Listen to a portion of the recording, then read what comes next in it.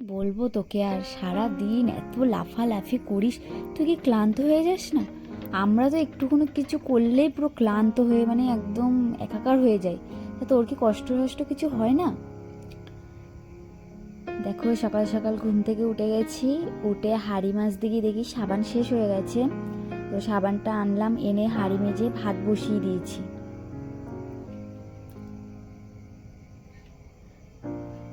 এদিকে ভাত বসানো হয়ে গেছে, এখন থালা বাসনগুলোকে ভালো করে মেজে নিয়েছি, ধোয়াও শেষ এখন।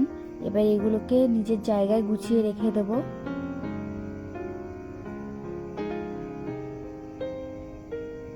এখানে আমার গুছানো শেষ হয়ে গেছে। আর এ দেখো রোদ্দুর পোয়াচ্ছে এখন। আর ভাবলাম ঘরটাও ঝাড় দিয়ে নিই, ঘরটাও সুন্দর করে ঝাড় দিয়ে নিচ্ছি। আর এর কোনো কাজকর্ম কিছুই নেই, শুধু লাফালাফি ঝাপাঝাপি এই করতেই ব্যস্ত। দেখো দেখো কি করছে।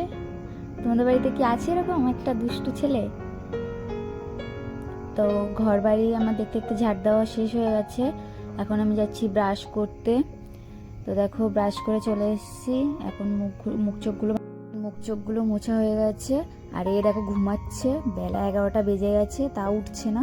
তো ডেকে ডেকে ওকে তুললাম, ও এখন ব্রাশ করতে গেছে। আর আমি এদিকে ততক্ষণে বিছানাটাও গুছিয়ে নিচ্ছি।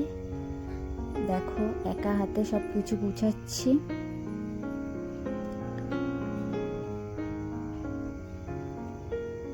এত ভারী আমি জাগাতেই পাচ্ছি না, তা ভাঁজ করতে কতটা অসুবিধা হচ্ছিল, তাই নিচে রেখে ভাঁজ করলাম। এবার দেখতে দেখতে আমার বিছানা গুছানো কমপ্লিট হয়ে গেছে।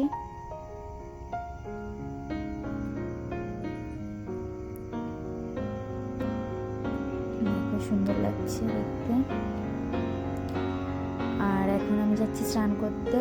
তো দেখো স্নান করে চলে এসেছি। এবার রোজকার মতন একটু ক্রিম মেখে নিচ্ছি হাতে, গলায়, মুখে।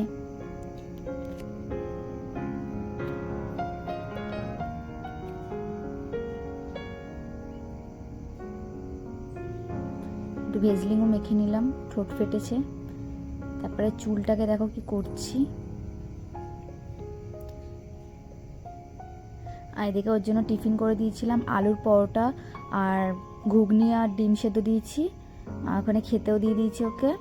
আর এদিকে চিকুকেও খেতে দিয়েছি, চিকুর খুব খিদে পেয়েছে। দেখো খাওয়ার জন্য কি করছিল, অনেকক্ষণও খাইনি তো, ওই কারণে ওর খিদে পেয়ে গেছে। তো ওকে খেতে দিয়েছি, ও মানে মন ভরে খাচ্ছে।